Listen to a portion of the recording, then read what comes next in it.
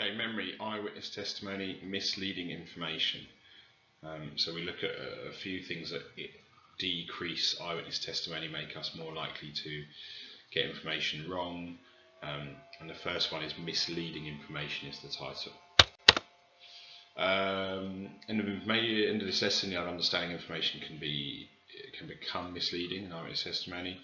You should hopefully know what leading questions are, and you'll have an idea of this post-event discussion and how that affects things.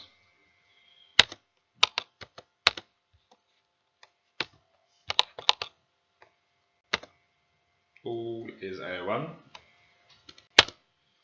Okay, leading questions, hopefully just from GCSE and general knowledge you understand what a leading question is, but these are questions that, because of the way they are phrased, suggest a certain answer. Was the knife in the accused's left hand suggest there was a knife?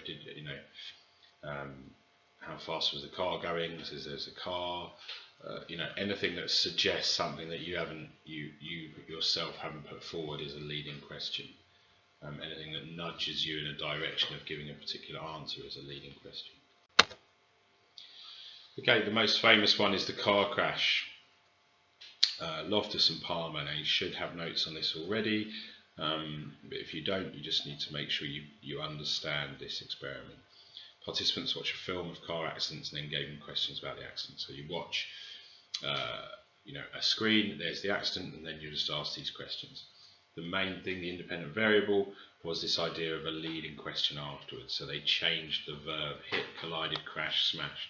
How fast were the cars travelling when they, and then hit each other, collided, crashed, smashed with each other.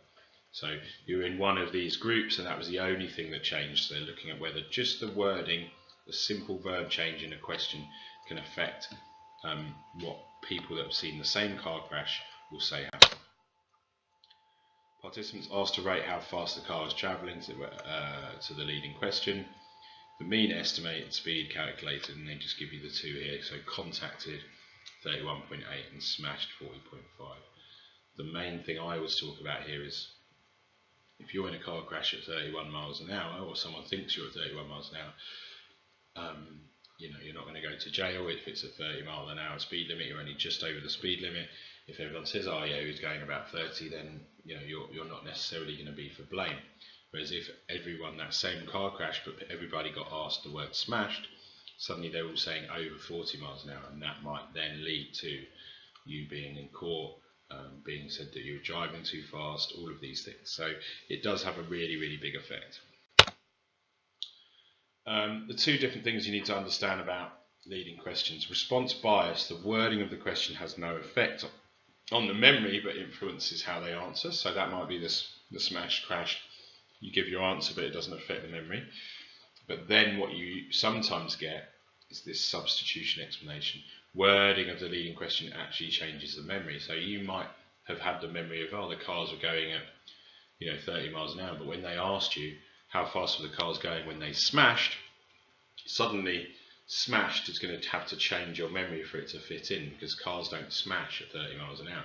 So you might actually change your memory, and it sounds to stubborn people something that, oh no, that doesn't happen, my memory's perfect, blah blah blah. But these things are proven over and over and over again that they happen. All right, and the bit about that experiment was there was a follow-up question in that about, did you see the broken glass? And there was no broken glass, but the people that had answered smashed, obviously if they've answered the question to smashed, well, what smashed? Something must have broken, therefore yes, I did see broken glass. So they actually substituted a bit of a memory in to fit with what they thought was happening. Post-event discussion: so this is crime happens, something happens, and then unfortunately people discuss it straight after until they can be interviewed, right? And this has a huge effect as well. When witnesses of the same crime discuss the crime with each other, they contaminate their own memory. So suddenly you overhear something and then you're like, oh, did I see that? And you start building it into your own memory. Gabbett 2003 showed participants a video of a crime but filmed from different points of view. Given discussion where witnesses talked about what they saw. So he's letting them contaminate themselves. 71% of participants mistakenly recalled aspects of the event they did not see in their video but had picked up from the discussion. Okay, so 71%, 2/3 said yes. Yeah, I did see that, when it clearly they didn't, but they heard about it in the discussion. In the control group, there was no discussion, there was 0% mistaken information. So host event does have a really big effect. Next lesson, A03 of this. There it is.